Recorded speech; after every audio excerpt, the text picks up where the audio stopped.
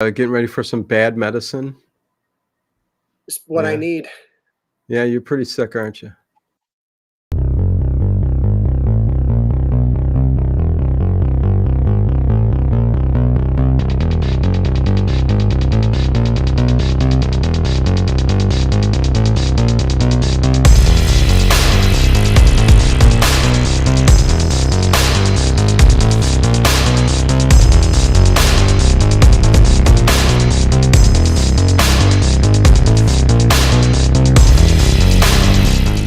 Is it just me?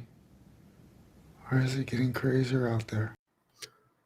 Good evening, ladies and gentlemen. Welcome, welcome to the Late Horror Show, where I am Dino, and that is Dave Plouffe. Hollywood is my beat. What is that? It all is about? my beat. Yeah, Well, Hollywood of is your course, beat. last night's stream, you talked about how great Broadway is my beat, Love it, and Yeah, so Hollywood is my beat. I'm not on the East Coast, so I'm on the West Coast, and we have Hollywood, which is There just you go. probably as bad as Broadway. Probably, yeah. I mean, East Coast, West Coast, a little different. You're warmer, but Anyways, A lot. a lot warmer. Listen, it's warming up here, anyways. But we're going to talk about some Kolchak, episode 7, Dave.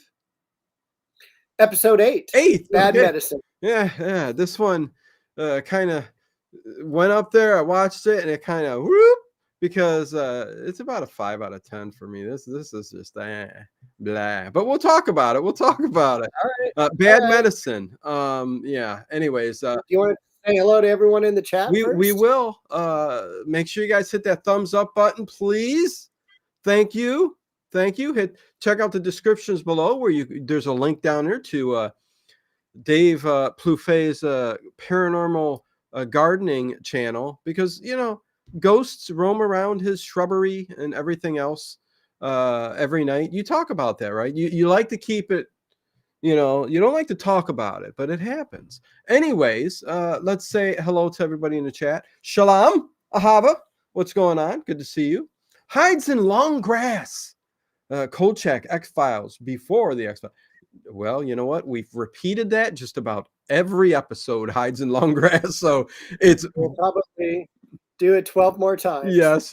It's well known that it's the precursor. But after watching this episode, I'm like going, oh my God. Okay. If from here on, they're like this episode, oh my God, I'm in for a long haul. Now we got some good episodes coming up, especially Horror in the Heights. Yes, fan favorite. So yeah, I think this was just one of those, and we'll talk about it. Let me see. WTF horror and sci-fi. What is going on? This is not one of my favorites. You know what? People know too. You could tell. Anyways, it doesn't matter. Yeah, WTF. It's not his favorite.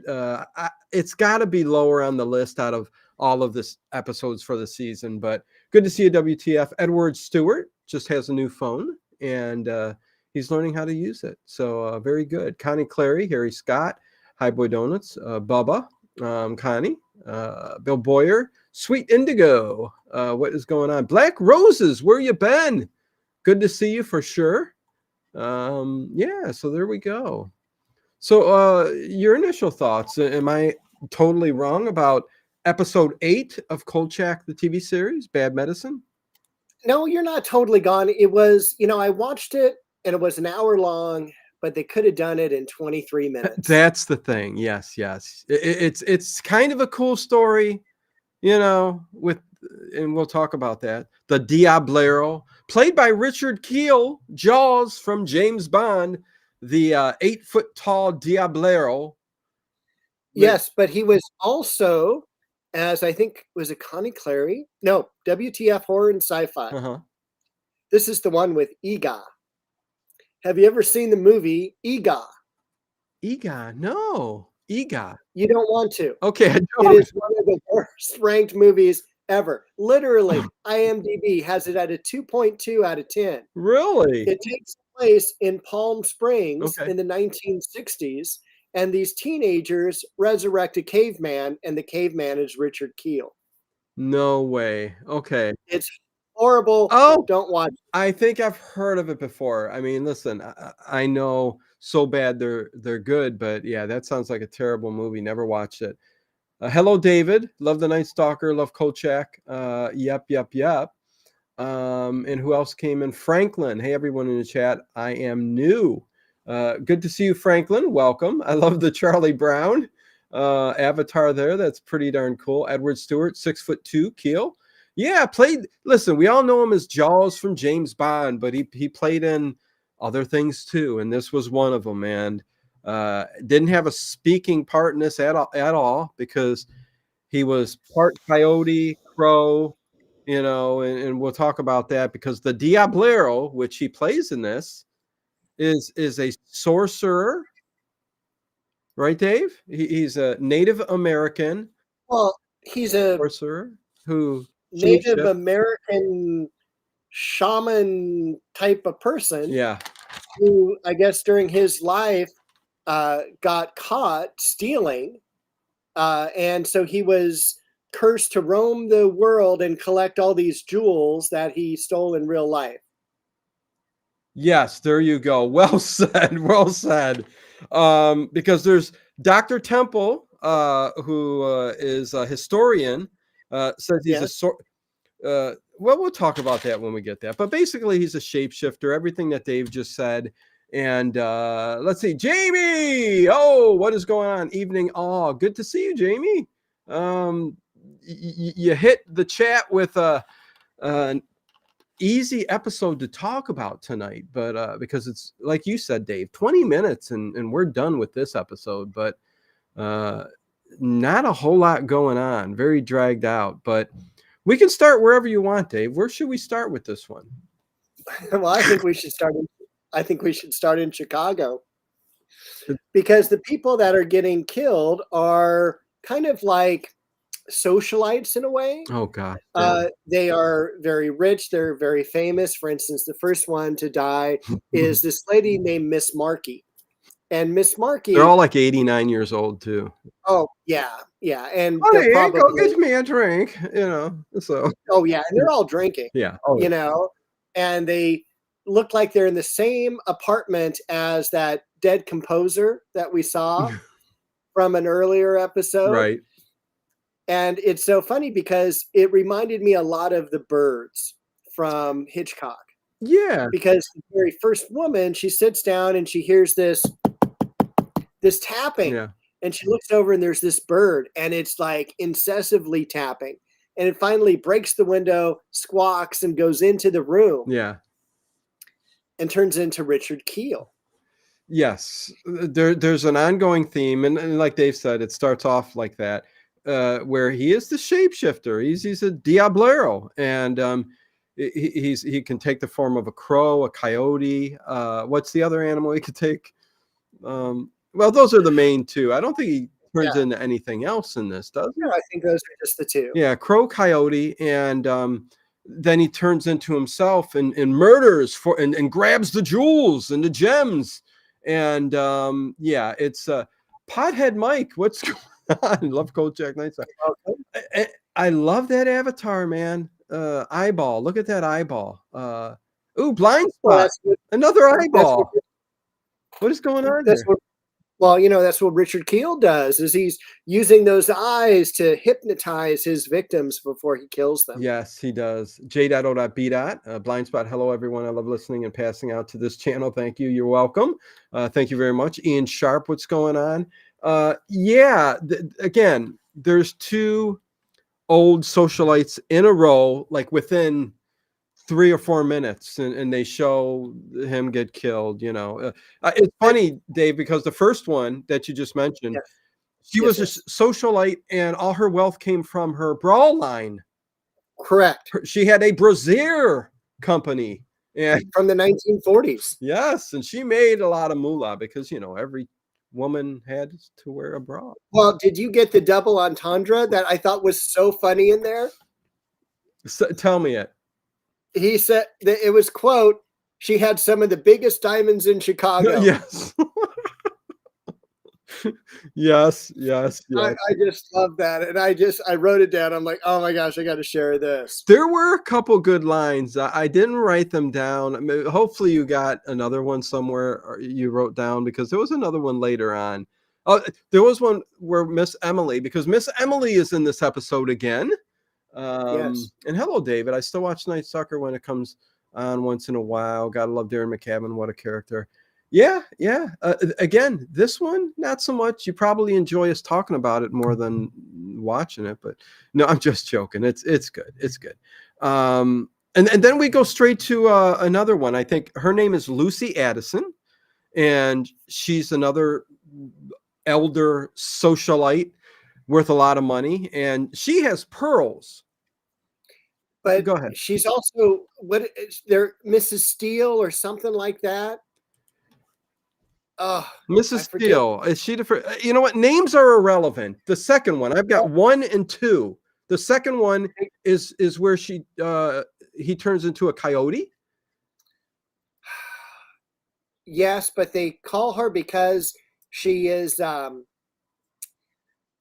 she keeps marrying people. She keeps. Oh, really? She hasn't married an animal. She keeps marrying No. people, huh? That's weird. Marrying husbands, making a lot of money. Let me see what they say here. Okay. Returning from an opera opening. Hey, Panic Penguin. Of course, she supplied the opera house. Accumulated fortunes like she accumulated husbands. Ah, there you go. She's referred to as the Steel Butterfly. That was her nickname. The Steel Butterfly. Okay, okay. And I love the way that Alice Ghostly. Yes. that they kill that this guy Richard Keel Dr. Agnes kills Pepper. the victims. Yes. They're saying they're talking about. There's a couple people in here who have been on a lot of TV. Dr. Agnes Temple, Alice Ghostly.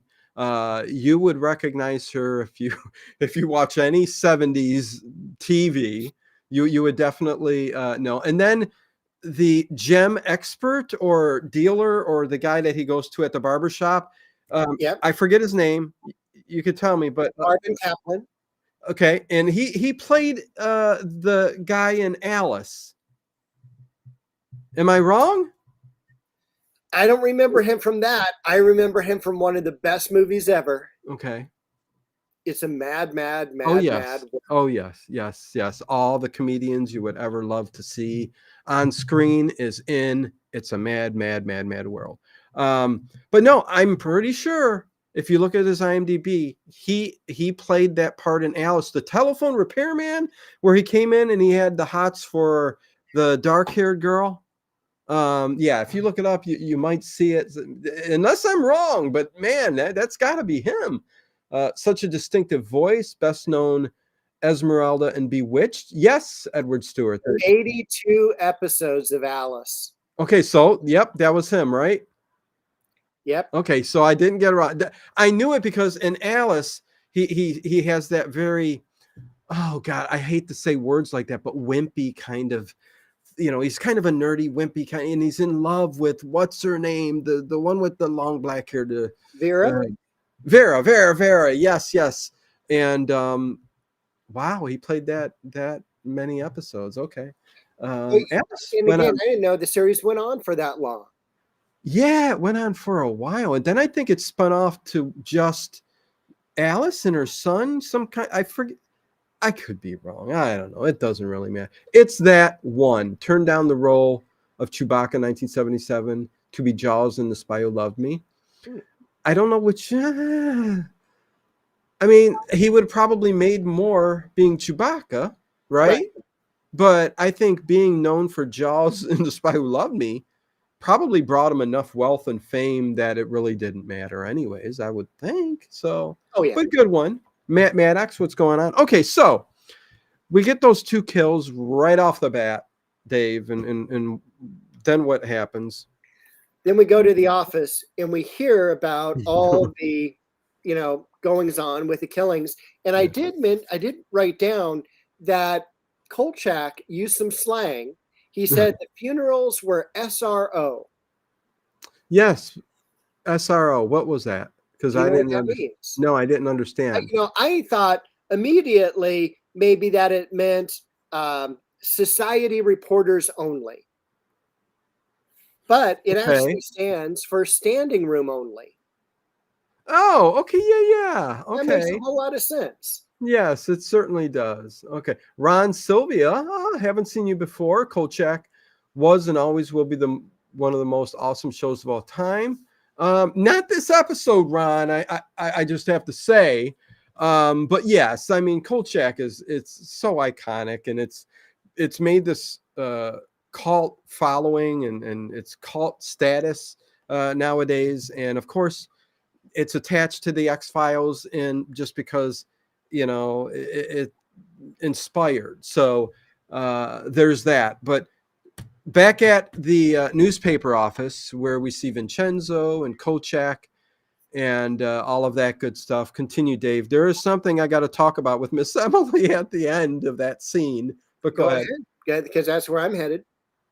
Okay. Well, you go ahead, talk about it. I mean, there's not much with the scene. They just start talking about his clothes. But go ahead, because it's socialites. Time to upgrade his clothing, his wardrobe, and he almost gets like really offended by Vincenzo saying, you need to go out and buy some new clothes. So he's all fine. I'm going out, and he grabs his jacket, grabs his camera and everything, and heads out the door. And I'm buying a new wardrobe or a new suit. And in the background, for a split second, you hear Miss Emily go, "Finally!" And the scene cuts. And I'm like going, that was so funny, so hilarious, just to hear Miss Emily. Because listen, she's part of Kolchak lore now. I mean, come on. But that was funny. She goes, "Finally!" Scene cuts. I thought that was hilarious. But he was also mentioning to Vincenzo that, again, where's he taking us? Where's Kolchak taking these two socialites? Why is there a death of two rich elderly women within a 24-hour period or whatever? And he says there's no way it's suicide because everybody's leaning towards it was a suicide, and it just didn't make any sense. So that's what the press is saying. And we get a new captain in here, right, Dave? Well, you know how much corruption is in the Chicago police force. Captains so every episode, and I don't want my legs broken either. No. Every episode we have a new police captain. And this already? guy, he was cool, but really he should have been on Murder, She Wrote. He was that kind of a speed of captain. His name was it Ramon Bieri? Captain Joe Baker. Joe Baker. Yeah. And he will be actually back in a later episode 17, playing a different captain. Oh, no. I think it's just hello, Joe Moss. Man, this is another one I'm not familiar with. Really? Kolchak. Oh, you got to check it out. CM, what's going on? And also Brian Kirkham. Good to see you, Brian. I love how Kolchak always wore the same seersucker suit.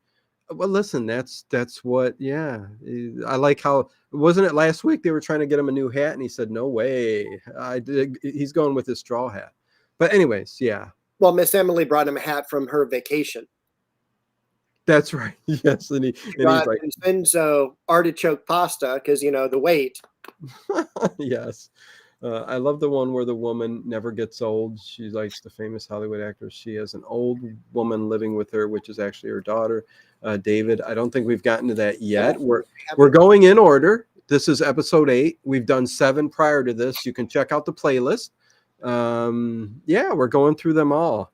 I guess the next thing we end up going to after the death of those two elderly socialites, one who is a brazier socialite. I don't know. I just have to keep saying that, Dave, through the episode. I'll refer to it a couple more times. Well, one of our guests in the chat said that referred back to the man's ear. The man's, there were a couple Seinfeld references to me in here, and the brawl was one of them. The bro, or the bro, they called it the man's ear, and Mr. Costanza wanted to call it the bro because the man with the brawl, the bro. Anyways, yeah. So very good stuff. But yeah, next we end up going to the gem exchange. So and I was trying to figure out why gems, why diamonds, why is this Diablero after all of these gems and stuff like that. And evidently, we find out he's been doing this for 300 years, and he's stolen gems from queens and famous people throughout history, billions of dollars worth of jewelry. And we'll get to the ending where I see him doing something with them, but he acts like we have no idea where those are or what happened to them. And I was kind of confused. But when we get to that, Dave. Yeah, I was confused by that as well. Okay. A couple things they're mentioning the Twilight Zone in the chat, and Richard Keel was, of course, on one of the best Twilight Zone episodes, To Serve Man. Yes. And was also in the Outer Limits. I posted that short a few days ago, but I can't. David, that sounds like Queen of the Nile from the Twilight Zone, CM says. Early in the episode when the dogs were growing, sounded like Mercedes and the answer said, bro, or the manager still can't decide. Okay, anyways, go on, Dave. Sorry. Okay, so jewelry exchange bothered me quite a bit because they send the police dog in and the police dog gets killed. And well, not just that. When Kolchak's at the door with the police, he goes, Kolchak, get out of here. And what does Kolchak do, Dave? He stands he says, okay, and he follows him in. What is, yeah. I mean, and that happened through that entire scene where he kept saying, get out of here. But Kolchak would sidle up. That's another side phone reference, sidling. Sidles up to the captain. But go ahead. Yeah, the dog, of course. So they go upstairs. The police dog's going crazy. There's two dead cops, right? And the cops shot each other. Now, this is a little confusing. They shot each other, allegedly. That is what's going to be in the press room. Yeah. And they just happened to hit each other in the heart at the exact same time. But we'll find out that the story is going to be slightly different when Kolchak actually does some investigative reporting. So he's very George Knapp in this type of episode. Yes, George Knapp being a reporter, was on the Art Bell show. If you don't know who he is, because Dave did reference him, and I think he's a very important person in the paranormal field. And George Knapp investigated Area 51. And from there, he kind of became famous and was in the ufology field and still is, I believe, but he does whatever. Anyways. And has an open invitation to join us on a Sunday. I should reach out to him. I have. He hasn't responded back. Oh, how dare he? I know. Doesn't know who I am. That's fine. Come on, George Knapp. Or Richard C. Hoagland. But man, I don't know. His health might not allow him to be on the show. But anyways, let's continue with the show here. All right. The shapeshifter.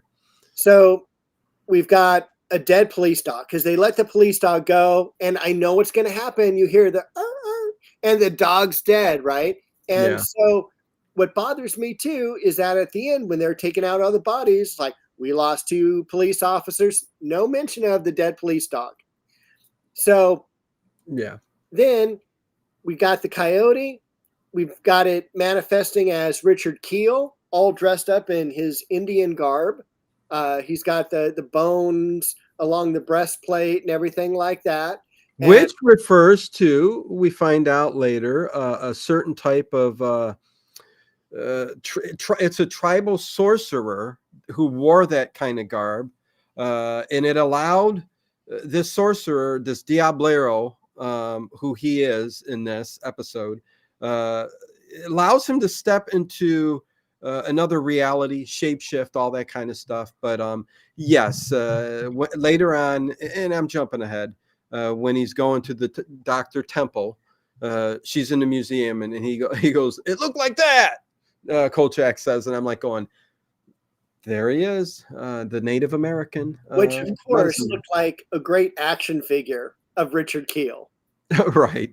You know, and we have a couple new people in the chat. Sway Stegall Show I loved Kolchak's show as a kid. Good. Welcome, Sway. Yeah. Swayed yourself in here. Who else, Dave? Did you say hello to Ian Sharp earlier? I did say hello to Ian Sharp. Okay. All right. So, and David. David's been good here. to see you. So there you go. Yeah. Again, I don't understand why. Well, it was kind of weird. The whole scene where Kolchak was just slipping in, and he did take and start snapping pictures, and we find out that for some reason, and there is a reason, Richard Keel, he runs away. So guns, no problem and all that stuff, but if you snap a picture, and there's a reason behind that, Dave. Yeah, but again, this bothers me when the camera is the most important tool against a other dimensional monster. Yeah. Because we had it earlier in They Were, They Shall Be, They Were Never, that episode. Yes, where it's not so much the flash, but it's the re-energizing noise. Yes. Is what gets them. And in this case, it is the flash itself that blinds him. And of course, the eyes are the most important thing for the Diablero. Yes. But the chase is on, and they chase him up the stairs. They chase him across the roof, which someone used as a garden, because there's a few gardens set up. They're all dead. They're all silk. And all we see is Richard Keel jumping over the edge. They run to the edge, and there's nobody there. It's about a 4-story building. They look down, and even there's people, pulled around the front gate trying to get in, and obviously no Indian. However, as they leave, the bodies leave, the coroner leaves, we look up, and there is a crow sitting on the ledge. Yes, with a little blue gem next to him. Yep. But yeah, he's a crow. He took the form of a crow. There's also a little dropping on the other side, but we won't mention it. Yeah, it's pooping on people. Yes, Dan Curtis, writer for the Night Stalker stories. Franklin, yes. I think he had something to do with it. Yes. Dan Franklin wrote most of the episodes, right, Dave? No. Dan Curtis did the he did the movies and did the movies. Yeah, did the Morless tapes. But we have a whole slew of writers. Yes, TV writers. TV. Yeah. And in fact, if you go to last week's episode with Kendall Phillips, again, thank you, Kendall, for coming on. Yes. He even writes that when they went to the TV series, they fired everybody. Dan Curtis, Richard Matheson, all these people. Yeah. And how can you fire those people? They're like the best of the best. And that's why it went downhill. It was good. Lots of really good episodes. It probably would have been a different feel and all that if they had stayed on, and might have even lasted more seasons. But anyways, it is what it is. It is. I thought that was clever how Kolchak's pictures was either poorly shot, his camera got confiscated, or destroyed, so all he had proof was his word. Well, and again, this is a series, every episode, where Vincenzo knows that there's something supernatural happening every time, but every week he acts like Kolchak's nuts. Like, what's wrong with you? You're crazy.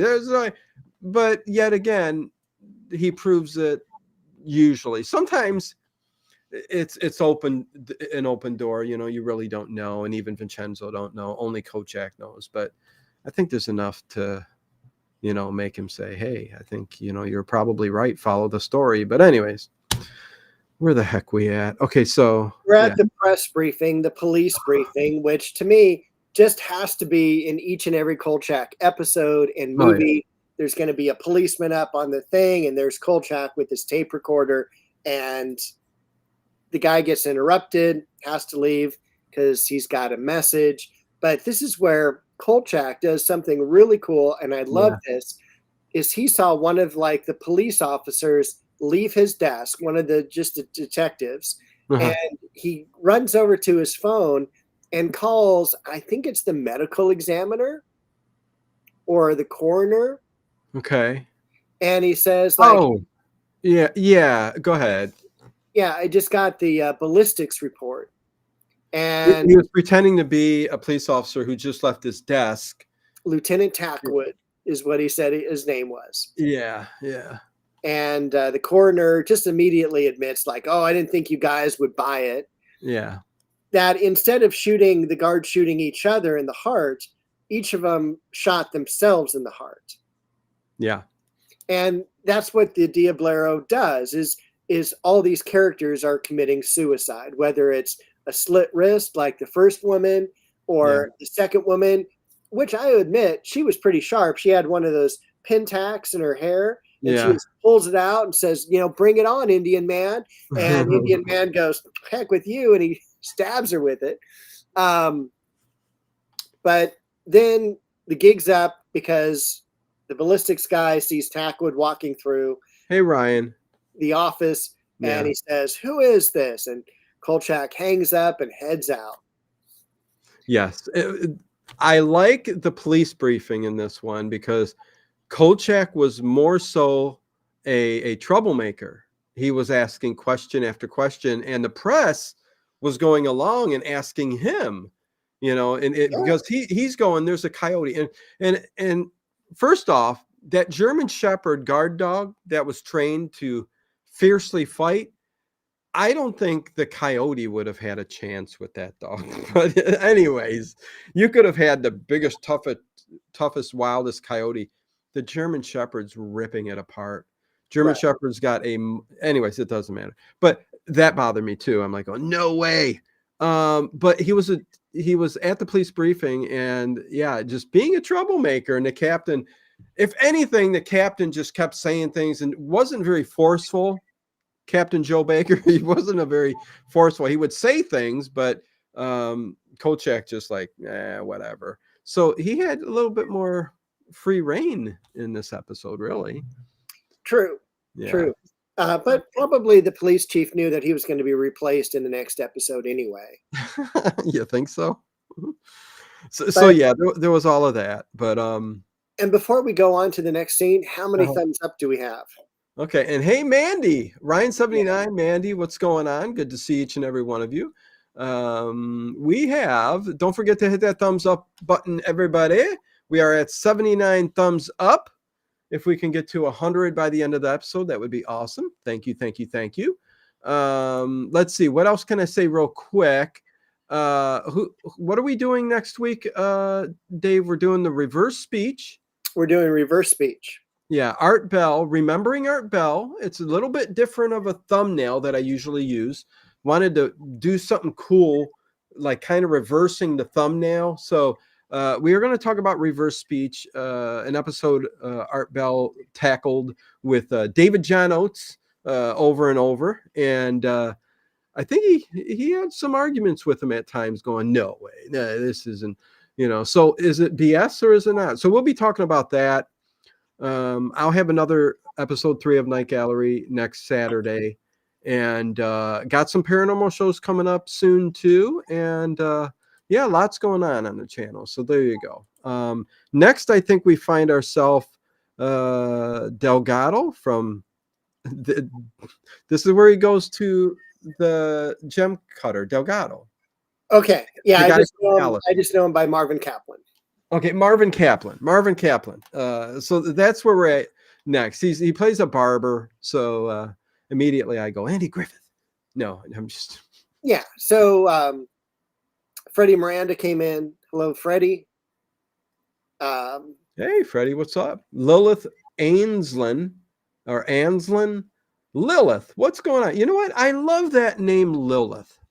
I don't know why. I think because of vampire lore. I've read so many books on vampires, and Lilith. I think Lilith is the original vampire in the Vampire Chronicles, Anne Rice's Vampire Chronicles. Anyways, I could be 100% wrong, but anyways, hello. Well, first of all, Lilith is Frasier's wife. Yes, she is. Yes. And what's her name? Beatrice. BB Newirth. BB Newirth. Yes. Yes. Anyways. Okay. And Lilith, I believe, and I don't want to go Bible spouting or anything like that. Okay. But from what I understand, Lilith Shaky. and Adam Yeah. were both made of earth or whatever. Yeah. And Lilith would not be subservient to Adam, and so she was banished. And then Eve came along. So obviously from Adam's rib. Yeah. But she was the original woman, and never mind. That's okay. all. No, I got you. No, we won't go any deeper than that. But yes, because that's all as deep as I know.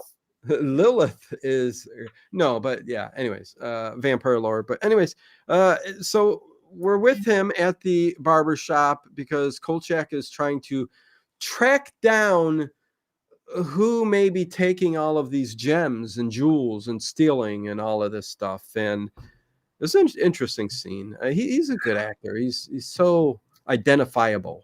He very much. He reminds me of the guy on Herbie the Love Bug. Oh, and yes. I can't remember his name. I can't either, but I know exactly who you're talking about. All right. Yeah, he's a short. Yeah, whatever. I'm trying to think of what I was trying to say, but go ahead. But yeah, he just reminded me of him. Second, I was going to ask you if you've ever gotten a shave from a straight razor. Never. Neither have I. I would love to do that though. Oh yeah, okay. The hot towel, but I got it, man. Like Kolchak's all like, you got to have steady hands, man, and you're shaking too much. We see that in a lot of spaghetti westerns with Clint Eastwood. Yeah, the drunk barber that comes up with the straight blade and is getting. Yeah, no, I don't know. That's. I mean, listen. Unless somebody bumps into him and it goes, and I could. Yeah, I don't know about the straight razor. Ian Sharp mentioned Buddy Hackett. Buddy Hackett, there you go, Ian Sharp. That is the man we were thinking of. So I just remember him making Irish coffee. Irish coffee? Yeah, during Herbie the Love Bug, and that's how they stole Herbie, because he got drunk on Irish coffee. Gotcha. So yeah, there's an interchange going on there. Very interesting scene. He's trying to. He's trying to say to Kolchak that I have nothing to do with it anymore. I'm not in that racket, but go ahead. Yeah, but I thought this was very much a filler scene. Like, why did they even need it? Why did they need that character? And he just brings him to the back room where he smashes a basically glass diamond with a hammer. And he just says that this guy, whoever it is a collector. Because he's passing over, thousands and thousands of dollars of jewelry for these exquisite pieces. Yeah, he's basically saying if something was going on and people were trying to get rid of the loot, he would know about it, and that's not going on. So he's like, this dude's a collector. He's just getting it for himself. Thank you, Horror Junkie for Life. $5 super sticker. Pair character line on the side, raising his arm while saying, "How's it going?" Thank you, Horror Junkie for Life. Appreciate it very much. So, and good to see you in the chat. So yeah, so he's some kind of collector or whatever. But then we move on quickly. I still don't understand the gem thing. We could talk about that at the end. I think that's where we're going to sum things up, right? We usually do that at the end, sum things up. Yes, we do. And even when you do an addition, and 50, go ahead. I know the tropes we have with Kolchak. Not only do we have a police briefing, but we have a darkroom scene. But this time we have another person, not Kolchak, somebody else doing Kolchak. He is wealthy enough, or INS is doing well enough that they have a person developing film for them, or he pulled somebody in to do it because this kid, it was a younger kid kind of doing it. He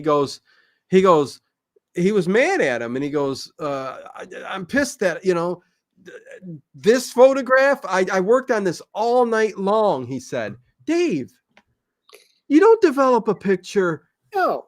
You take the negative, you get it, you put it in the 3 different chemical liquids, which I'm not familiar with, and then you hang it. It's done. 5 minutes. Well, what's he doing all night? Intern. Maybe he goofed for 10 hours and then finally got it right. I mean, I don't know, but that kind of threw me off. And then Kolchak said something. Did you write it down? Yes, I did. Yes, Okay, I go did. ahead. Good. I'm All glad right. you did. So they argue about the quality of his photograph. Yeah. Going like, why can't you blow this up more? And he's all, because it'll become like more pixelated or whatever. He didn't use the word pixelated. Yeah. But he goes, had a difficult time developing this. And he goes, well, you should have spent longer developing a personality. Yes, that's what he said. He just looks at him. He's like, I spent 10 hours down here trying to, which I still don't understand. Perfectionist, says Ian Sharp. Yeah, I don't get it, but I'm glad you remembered that, Dave, because I didn't write it down. Horror Junkie didn't remember this episode. Oh no, Ryan 79. I'm trying to remember this episode. Well, you probably did not. Wait, network head of sci-fi. Yeah, you probably just don't remember it because it's not one that you would go to rewatch. I don't think. Like, I never care to rewatch this episode, even though it was an average episode. I don't think I'd ever go back and watch it again. It was just middle of the road. But okay, so now we're where? We're back at INS. They're having arguments between Kolchak, Vincenzo, Miss Emily. Ron Updike is there, and there's a couple really great things about this scene. Is that Kolchak rips the paper out of the newspaper or out of the phone book, and he first goes to his phone book, but the page is already ripped out.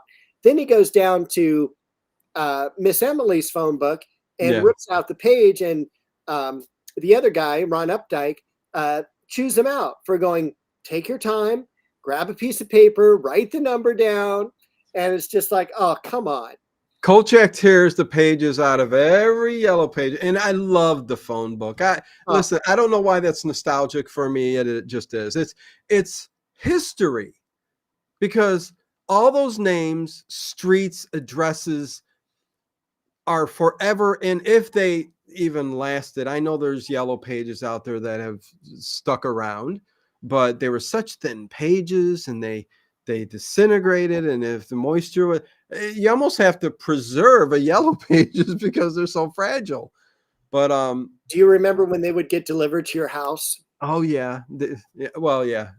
Towards the end, they were just in bags thrown up by the front door. But yeah, it's how it I remember the first time I saw them delivered on the front porch. I'm like, what the hell is this? Yeah.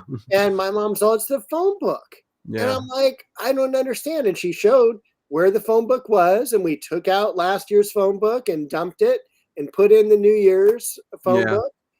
Hey, Laura, Southern Coke drinker, what's going on? And Sweet Indigo says, Dino, I don't want to take away your beautiful laughter, but I can work in the dark room and be there all night. Time flies when you're really okay. See, I'm not a photographer. Well, I mean, nowadays photography, it's just all digital. I've never worked with film, so I wouldn't even understand the process. I would be too scared. I would think I'd be breathing in like chemicals I shouldn't be breathing in and stuff like that. And I don't know how that works, Dave, but I'd be running to the hospital every night. You think this is all right? Let's go. Think about anyone working in a dark room. They would be beneficial if they listened to the Late Horror Show overnight streams. Oh, yes. Oh, and Sweet Indigo, wouldn't that also, wouldn't you have the red light on? So wouldn't your what am I trying to say? Your optics, when you leave there, wouldn't it mess with your eyes, the colors of things that you see? Like there was an episode of Seinfeld, Kenny Rogers chicken roasters. Kramer's apartment had Kenny Rogers Roasters open up a chicken place across it, and it had a big red neon sign.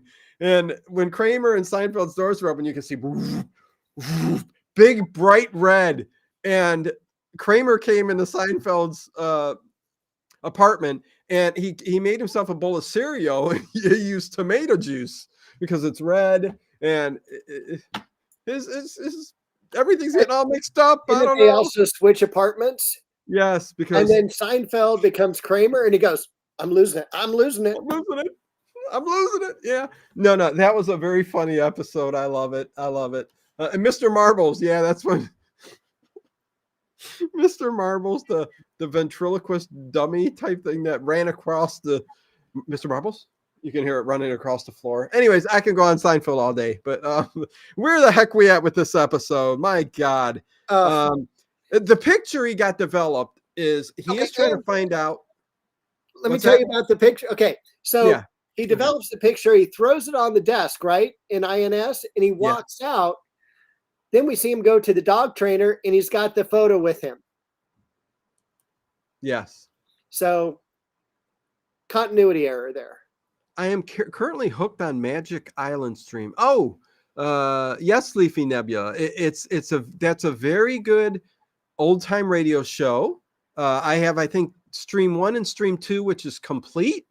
The sound quality is excellent, and yes, you guys go check that out. It's kind of like a maritime or a ship adventure type series, and it's very, very good. And Leafy been leaving some comments for that show, and they're very, very good.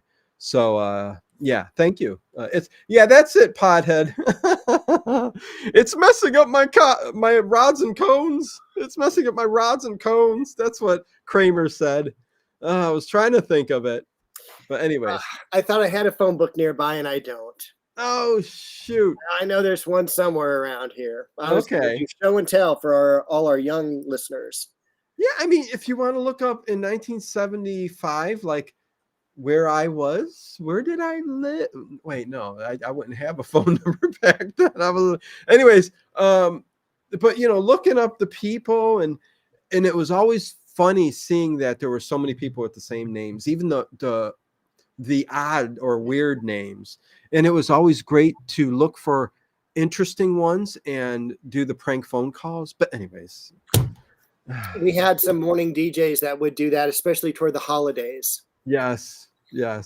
So good. Okay. Joe Anderson, what's up? Good to see you. Yeah, make sure you guys hit that thumbs up button. Let's see where we're at with the grand total. 91 thumbs up. Awesome. We are 9 away from the 100 mark. So there you go. Yes, I use film where everybody else uses digital. I like the control. Digital does not always give that type of control. My eyes. Well, listen, and Sweet Indigo, that's awesome. And it also, Dave, doing the old, like I've always said this, like you can't replicate how things were back in the 70s or even the 80s and stuff like that. Sweet Indigo can replicate it. She using an old Fuji camera or whatever with the film. You get that look. Can you imagine taking photographs now that look like the 1970s or just come out that way? That would be cool. Awesome, Sweet Indigo. And I can't remember what they do to make digital look like that anymore. Oh yeah. I mean, you could do that in any software, like Adobe and stuff like that. But, okay, so yeah, we got to move. Yeah, I thought we wouldn't get through this episode. We're all over the place today. So, Dr. Temple, the historian, that's who he's at next. All right. Yeah. Unless I missed something. Are we still on the dog picture? No. Because there are tracks in the picture, and he does try to track that down later. Those two, and the reason he's looking in the phone book was he wants to find a dog trainer. Yeah. And so he finds a dog trainer, and he's all like, what kind of tracks of dogs are these? And he takes it and goes away, and he comes back. Why are you trying to make fun of me? This isn't even a dog track. It's a coyote track. Yeah. And so then he heads over to Esmeralda, or Dr. Esmeralda, from Bewitched. And she shows around that little, like, really cool Native American studio.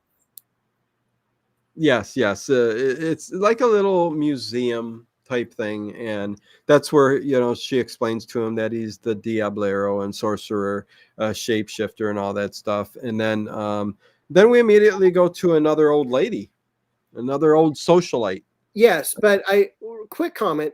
I do Okay. like how this show highlights women in doctoral, professorial types of situations where Yes. they're, kind of really high up there, whether they're a vet, whether it's the doctor in The Night Strangler, played by the Wicked Witch of the West. I Yeah. just thought that was kind of cool to see them playing these characters. Yes. Yes. Really quick. Yes. Laura says, "What is Magic Island?" If you look up um, my two streams, it's the complete all the stories. Magic Island Radio Serial. It's a sci-fi fantasy. You will find it. It's got the big thumbnail, the Late Late Horror Show, number 1, number 2, 12-hour streams. It's called Magic Island. So you would not believe in the past 4.5 years what is archived when it comes to old time radio on the channel. So please check out the old stuff. I mean, you never know what you might come across that sounds good, or you go, whoa, I've never even seen or heard of this before, because there are some shows like that on the channel, especially in the early days when I was just started archiving all of the programming and stuff like that. Now I do a lot of mixed bags and stuff like that, and do fix up. Yeah, you get it. Anyways, okay, so we're there. We're in the museum. The reality. She tells him shapeshifter. She does eventually bring in some people, but we get victim number 3, another old socialite. I shouldn't have said old lady, but old socialite. He turns into a crow again, and he kills the woman. She's in the car in front of her. Go ahead, Dave. You tell it. Oh man, this was one of my favorite scenes. Not just a car, but this really cool 1970s limousine. Yeah. 1970s interior. Chauffeur gets out in front of this beautiful home, which I would love to live in, and he's attacked by the crow, and you just see him like this. Again, it's a scene right out of The Birds. And Yes. she, thinking swiftly, rolls up the windows. Hell with this chauffeur, doesn't try to help him at all. Rolls up the windows, thinks about self-preservation, exactly what I would do. And then you see Richard Keel looking through the window and pulling the window down by his fingertips. That was so cool. And then she's dead. Yeah, she's dead. Big block limo. Yes. He said, I've watched the first one, says Leafy Nebula. Make sure you continue the story and watch the second stream. It says it's got a big old number 2 on it. And I do believe we are at 100 thumbs up. Let me see. Let me refresh. Nope, 3 away, 97. Okay, so almost there. And Ryan79, yes, this is one of 2 episodes. He's actually in the next episode too, the Spanish Moss murders. Yes, there you go. So Kolchak shows up at the scene of the crime with Captain Dan, and he went for the pearls. Captain Dan. I don't know how Captain Dan. I don't know how he's finding these old socialites.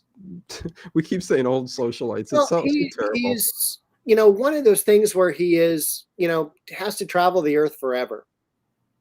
Yeah. He just happens to wind up in Chicago. That's where the richest women are. I guess so. I mean, listen, like a vampire, I guess you can go anywhere you want at any given time, right? So that's kind of what he does. But then he's, I think, at this scene, he's trying to figure things out. He snaps a picture, and they said, "Don't do that." He's asked a question, and Captain Dan says, "Don't do that. Get out of here, Kolchak." And he picks up a crow feather. So, he's leaving stuff behind, feathers.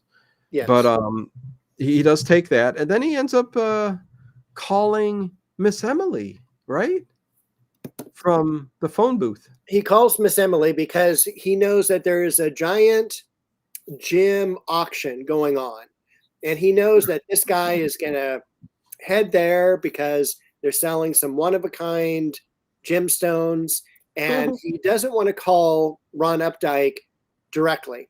So he calls up Miss Emily. Miss Emily's at the next desk, and they get in a really, it's kind of a fun exchange about what happens. Yeah. Ian Sharp being funny there. He checks the social pages. That's how he finds all the old socialites. So there you go. Keel also played in 2 episodes. Okay. And Edward Stewart, he was in an episode of the Wild Wild West. Nice. Okay. You know what? We to get me to watch some Wild Wild West, we got to cover maybe that too. Let's get a. We can cover the first episode is, we'll let you know whether you like it or dislike it. Okay. I think we need to do that because, yes, believe it or not, I've never seen an episode of Wild Wild West. I know, Dave. I know. But what are you going to do? Anyways.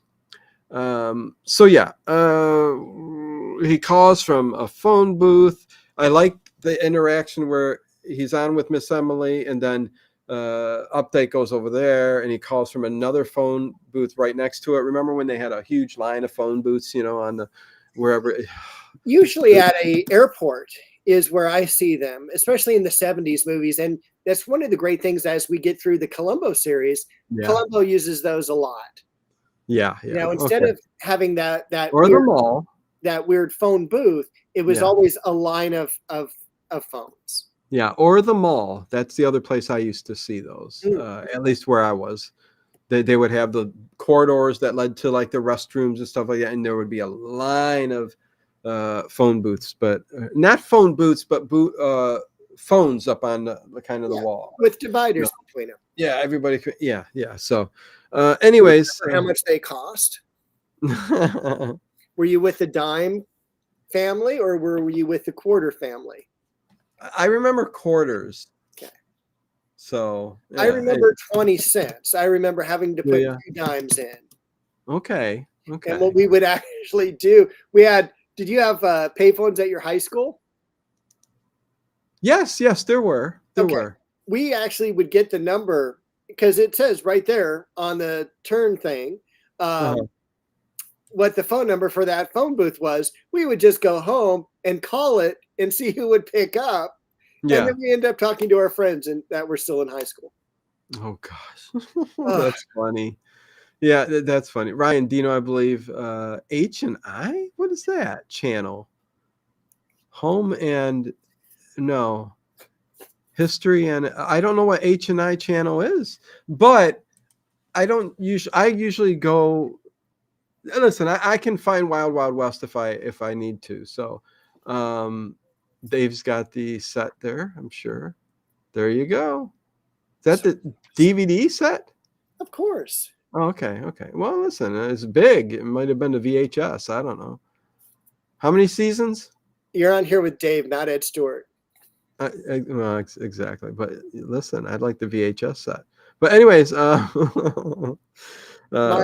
was at one yard sale, yeah, and they had the total full VHS set of Dark Shadows. Wow. It was in boxes. That's how many VHS sets. Oh my gosh. Yeah, I'm trying to think. That would be a lot. Holy moly. Okay, anyways. Yeah, listen, it's steampunk too, and steampunk is one of my favorite things. I need names. Give me names. So I do like that when Kolchak eventually goes to this gem convention or whatever auction, he tries being fancy. Yes. And he's trying to listen. I'm the. What did he say? Something about coal. Yeah. Go ahead, Dave. Go with it. Not Kolchak anymore. He's Colworth, right? Yeah. And the guy goes, in relation to the Woolworths. Yeah, he goes, yeah. He goes, they said they sold wool, we sold coal. I kind of laughed at that. That was kind of funny. Good stuff. But he said the Ludwigs or something can vouch for him or something like that. And then when they came in, they couldn't. And they pulled out. They knew he was a reporter. He got out there. But it still didn't help because what ends up happening is they go off into 2 different rooms, I guess, and this was Chicago's biggest auction of diamonds and jewels or whatever in history. And there was a family, a well-to-do family in the one room for diamonds, I guess. And they're like, should we be worried? should me and my wife be worried? And then all of a sudden the crow flies through the window and he turns into it and he kills everybody. He does. He does. I didn't know if he had Thanks for time to following. kill them all or not. But I Yeah. guess they did, because obviously they arrested Kolchak, thinking that Kolchak killed them all. The guy who was the auctioneer, though, David Lewis, I thought he looked familiar to me. And I Yeah. just couldn't capture anything that he was on except General Hospital. He was on like from the 1970s through the 1980s. He played a doctor in over like 100 different acting credits. Wow. And he was on the Rockford Files. Maybe that's where I saw him. But he's Okay. an old-time actor in a lot of these films. Beautiful room. And that auction scene totally did confuse me, because it was like, why was there everyone else there who went to one area, Yeah. and then these people, because they had more money, went into another to buy them? It's just weird. Listen, I don't know how it works either. It was kind of weird. They went to the diamonds, and then the woman took them over to like the pearls and rubies or jewels, something different. I don't know. There are two different auctions going on. Ian Sharp, that's a good title for one of my overnights. The socialite looked at him like an ant. I could probably put that in for one of my titles. You know me, every one of my streams has got to have a specific different, usually referring back to the 40s or 50s in language.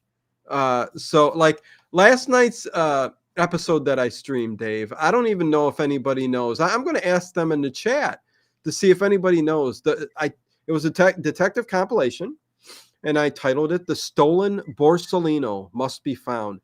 Who knows what a Borsellino is? Do you know, Dave? I have no idea. It's the first time I've heard that word. Okay. Does anybody know from the 40s what is a Borsellino? First person gets a point. I know what a But gene is. I always refer back to the time period. So, anyways, a Borsellino. Got to make every stream unique so that when you go back or you want to remember that was my favorite stream, I really want to save that. You know, by the title, it differentiates itself from everything else out there. So there you go. 103 thumbs up. Thank you, Sweet Indigo. We passed 100. Thank you, thank you, thank you. Okay, we gotta get to the end of the show, Dave. Jeez, where are we at? We're getting there. He gets arrested. He's in a room now with Captain Dan, and they're interrogating him. Because they think he killed, but they know he didn't kill, but they're doing it anyways to, just poke him a bit. Yeah. So he is now telling the guy that this guy is the Diablero, which to me also sounds like a Scooby-Doo episodes, because I think there's one called the Vaquero. Yeah. In season 3, but he tries to talk about he talks about the black feathers that he found, and then one of the other lieutenants say, "Hey, we found black feathers in all of these locations." Yeah. And so they have to let him go. Yeah, that's he didn't kill him. Yeah, poor Kolchak. Nobody knows what a Borsellino is. Anyways, I'll be Joshin. Hello, how are you doing? Listen, a Borsellino is a hat, not a Gambino. It's a type of hat from the 50s that many gentlemen would wear. Look up Borsellino. Anyways, was there a movie called Borsellino? I don't think so. But anyways, so yeah, then Dr. Temple asks Kolchak to meet at the museum, introduces him to Charlie Rolling Thunder. Good old Charlie. Good old Chuck, I call him. He should be Chuck because he's white. He's not a Native American. He's a regular actor, over 200 credits to his name, and you mostly know his voice doing narration rather than anything else, than being an actor. The funny thing is, the two guys behind him are uncredited. They are true Native Americans. Yeah. So again, 1970s. It's funny that it still went on. I mean, 30s, 40s, that kind of went on, but anyways. And one of the great things about these actors, because they have such extensive acting credits, Some of Yes. them went back to the 1930s and 40s. And there was one actor who I saw was also in, when he was a young boy, he played in Charlie Chan's Greatest Case with Warner Oland. Okay. So I thought that was a real cool Charlie Chan reference and all of that. Charlie Chan's Greatest Case. Yes. Okay. Where are we at? I got to look that up real quick Oh, because oh. I've never heard of that movie before. Charlie Chan's Greatest Case? Yep. Charlie Chan's Greatest Case, 1933. Wait a second. There's no way it's got to go by a different name. Charlie Chan's Greatest Case, 1933. When a good-for-nothing man named Dan is stabbed to death and his arm broke and Charlie Chan is on the case, his first clue comes from a victim's sister who noticed a prowler wearing a glow-in-the-dark wristwatch. What? Okay, there's no way that I haven't seen this. Oh, it's got Carlotte Egan in it. Hey, Anyways, it's got Heather Angel in it. oh boy, and Barbara Winterslip. Oh my God. Anyways, You would say Yama Yama. yeah. No, I'm keeping this up here because I gotta go back. I've got the entire set of Charlie Chan, and yeah, that's a mystery to me, Dave. Mystery. Anyways, what the heck? Okay. Now I'm just. My mind's reeling. I'm like going, okay, is there a movie that I've never seen? Okay. And I will actually tell you, that is the first time I have heard of that Charlie Chan movie myself. And I'm fairly familiar with them too. Okay. So yeah, no, I'm going to check that out tonight. If anything, I'm watching that. Okay. Anyways, here we go. Wow, I was way off. It sounds like, yeah, no, Italian hat, Dino, and Italian hat. Dino. Okay. So, where are we at? Dr. Temple asks, okay, Charlie Rolling Thunder. And he tells him everything that you said kind of at the beginning, and he also goes on to say the camera affects him because of the flash of light. It blinds him. It changes his reality, is what he says. So the Diablero will not survive looking at his own image. So therefore, turning over my old school notebook, I should be jotting this down on the tablet, but no, I'm not doing that. So I think we know what's going to happen there. But back at the office, Kolchak goes, and Vincenzo's sleeping in the office. Dave. In that wonderful robe. I'm surprised he didn't have a little fez cap on as well. Yes. It was kind of, but he had his robe and stuff, so he must sleep in the office quite often. Loses his Borsalino in a park to a Raggedy Dow and has to embark on a mission to get it back. Okay, anyways, a good. But he's also, and I would say, I'm sure Vincenzo, like your uncle, who is fully Sicilian, yes, had to shave a lot. And we also see Vincenzo without any stubble at all. So he must have shaved right before he went to bed. Oh, well, listen, yeah, they always had the electric razor where they do it every 6 hours, once at night, once in the morning to get the little. I tried a razor, one of those one time, Dave, when I was younger, and it like pulled, like it's just either they gave me a bad one to use, or I'm like, oh no, this ain't for me. I'm putting on the old lather and I'm shaving it up. Anyways. So that's where we're at. We're back at the office. I don't know if you want to say much about that scene, Dave, but there's not much to say. Not a whole lot goes on. Trying to find out about the tower because he's learning. Earlier in the episode, Ron Updike is working on a story about this tower apartment building where they only sold 5 floors of apartments and the rest of them were empty. And he couldn't remember the name. So he's going through Ron's material, and Vincenzo says, "Don't you even read our paper?" And there was a story on the morning paper. It's right here. I think it was the Waverly Towers or something like that. Something like that. Updike's covering it because only the first 5 floors have people in it and they can't do the rest or something like that. But anyway. Right. So Kolchak heads over there, and this is another part where I didn't quite understand it. Okay, hold on. Okay. I'll let you continue. But Sweet Indigo, Dino, I learned a lot when I come on this stream. Thank you. You know what? In reality, it's just two guys talking about an episode. And throughout the discussion, like many streams on my channel, even though we're just talking about the episode, many things come up. We talk about actors, what they played on, things you may not have known that we have learned. Heck, we bring up Seinfeld stuff. So it's just, we're having fun talking about a show we did. So if you learn anything, that's awesome. So anyways, Dave, go ahead. Just head. All right. So Kolchak goes into these towers, which the front lobby is pretty cool. It's a very mid-century modern building. Yeah. And he runs over to the security guard, and security guard doesn't even pay much attention to him. Yeah. And the guy's all, I need to go up to the 40th floor. And the guy's all, our elevators only go up to the 5th. And I was like, BS. Your elevators go all the way up to the top. Don't tell me they're locked into only going to 5 floors. Well, how'd they get in first? We'll continue. Oh, he was a neon sign salesman. Yes, he showed him a sign that says INS, the paper thing, and he goes, "It's international neon signs. I've got to get them up there." And he goes, "Well, why are you coming here so late at night?" "Well, you see the neon signs. You got to work at night to be able to see the color." Anyways, go on. Yeah. What, you expect me to work during the day? Yeah. So he goes, the 5th floor, but go on. Yeah. Yeah. So the elevators allegedly only go to the 5th floor. Yeah. And Kolchak goes, I'll walk the rest of the way.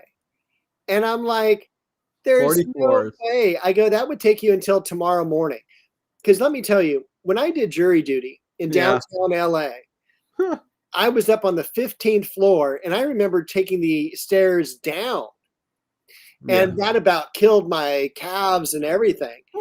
I go, you can't go up 35 floors in any midst of time. It would have taken him an hour or two.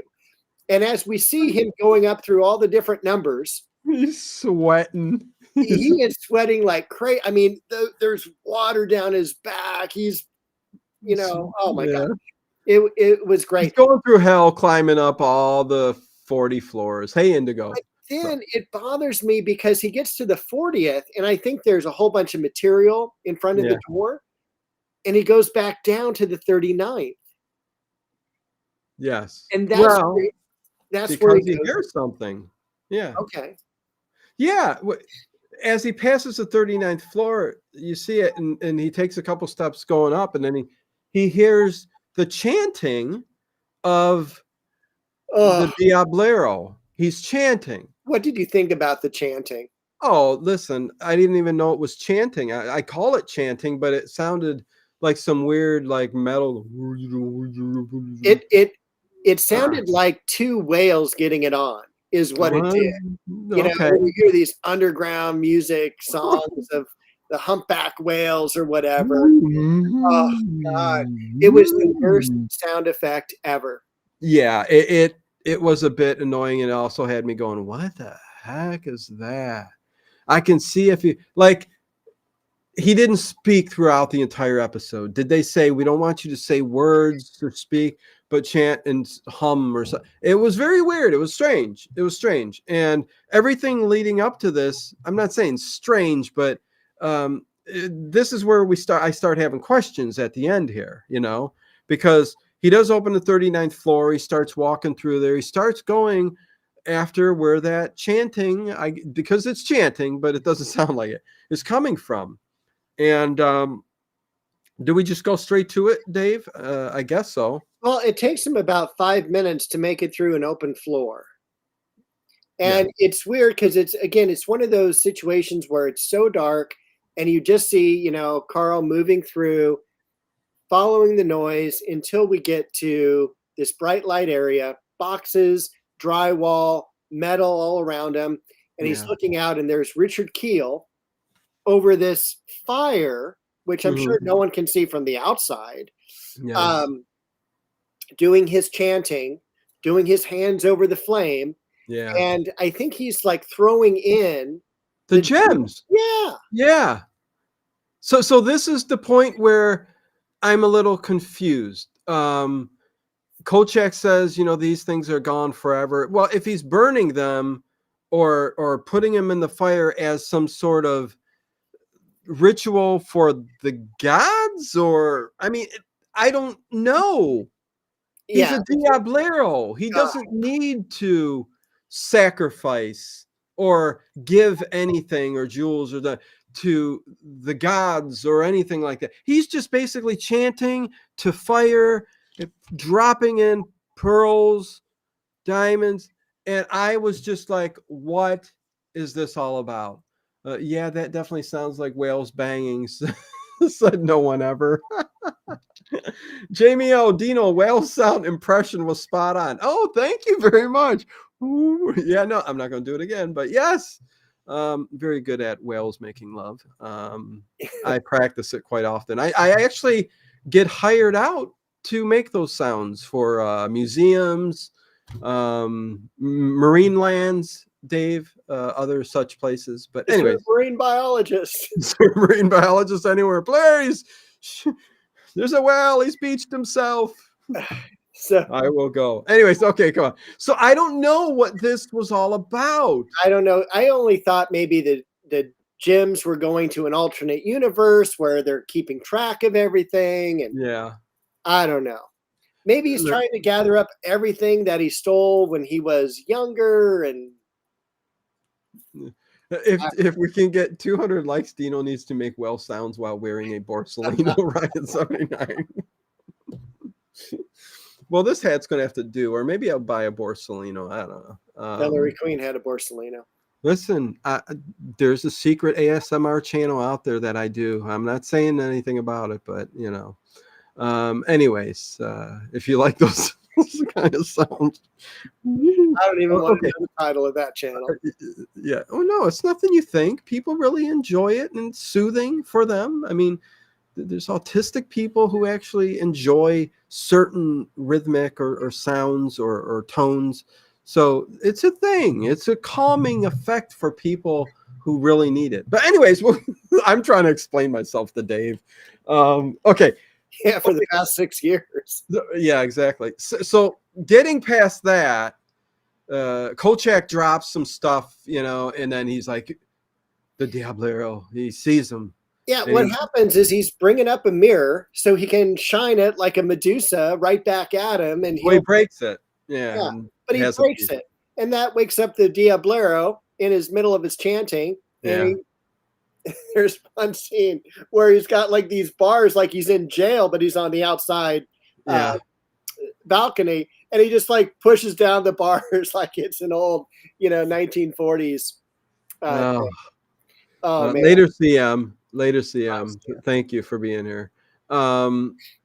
Yeah. So he does. He shows him the mirror. He gets blinded in reality, and there's a chase scene.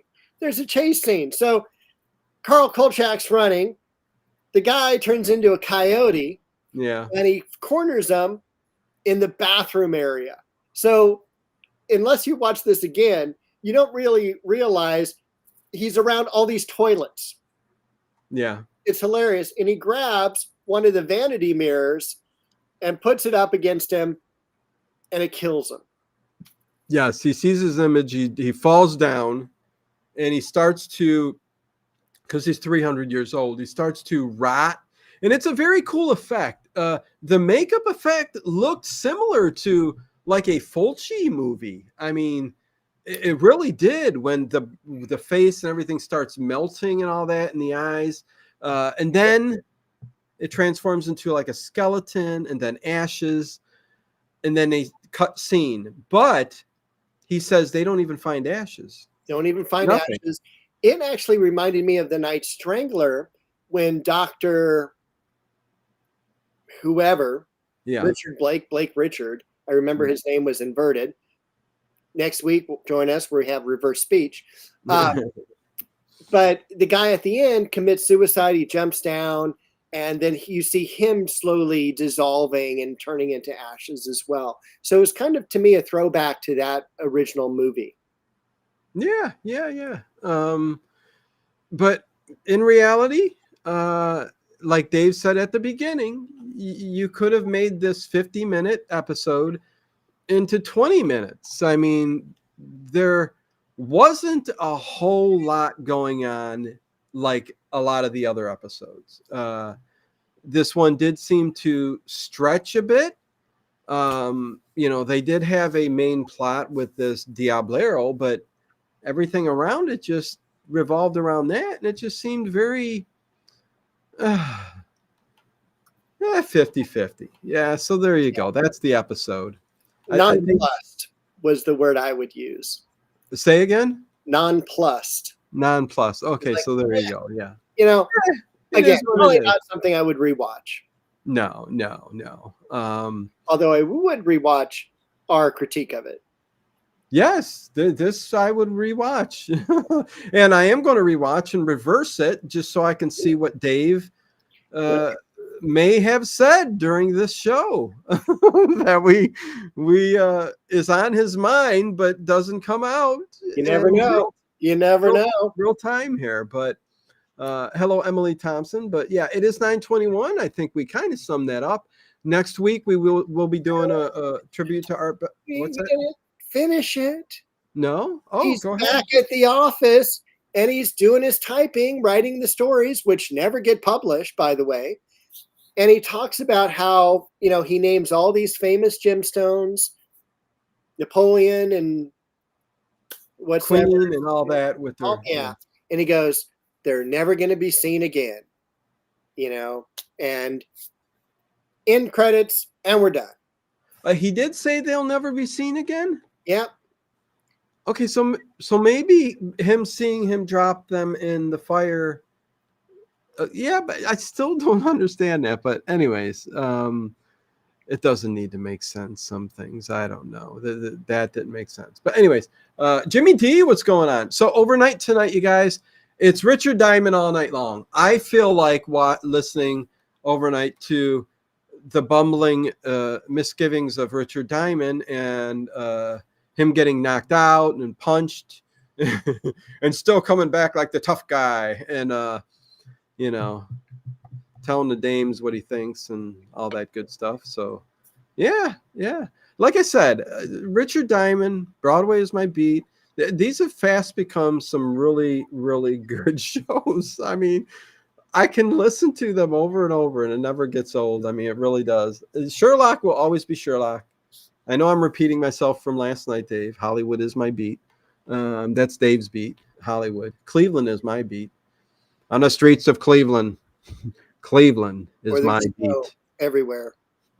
Where are all the people? Why are the houses so run down? Oh, they built a gambling casino in the old May Company building. Why did they do it? What? An arcade. An arcade. Where all the mobsters meet up. Play pinball. Everything shut down. The streets of Cleveland filled with. Oh, I'm not going to go on. I'm going to stop. Okay. So Richard Diamond for sure tonight. And again, hopefully you guys are enjoying the shorts. I think I'm going to start up season 2 of the Clue Club this week, even though who knows how many people really give a crap, but Whispers in the Dark, really good episode. The last one. Did I go over 700 views for that? I don't know, but hey, I'm almost at 200 for my garden walkthrough this week. That came out yesterday. There you go. Yeah, listen, if you like Dave, if you think he's a nice guy, if you don't. If you hate him, come visit my yard. If you think he wears too many button-up shirts, whatever it is, he's going to say, no, don't. Okay. Go check out his link below. Dave's channel is down there in the link. And heck, I enjoy watching him walk around his garden, especially it being winter over here, Dave. I see you walking around, seeing some green, and you do got a couple shrubs and stuff, with no leaves on it. I'd like to see some buds on those things, but you get a winter season there too, which is strange. It's weird for me to understand that there. You would think things would stay green all year long. Almost, yeah. I mean, we get some pretty cold weather. The trees still go. They still lose their leaves. They're deciduous trees. A Yeah. lot of the plants that I have zone envy, it's called, because I want plants that grow in all other areas but Southern California. Mm. So I have a lot of conifers, a lot of rare plants that you just can't normally get in Southern California. And Okay. I just like throw them in and see how well they do. And surprisingly, they've done really well. So you will also learn about how things that shouldn't be in a specific place grow and develop and thrive. Thank you, Dave, for this experiment. Yeah. Thank you, Connie, too. You will be writing a book soon on it, on all his the information he's learned over the years on some of these plants and trees. Listen, we got to go, Dave. Oh, thank God. I think we've done. All right. Okay, yeah. I'll see you next week. Yes, I will. And I will see everybody whenever. How about that? Perfect. Good night. Be kind.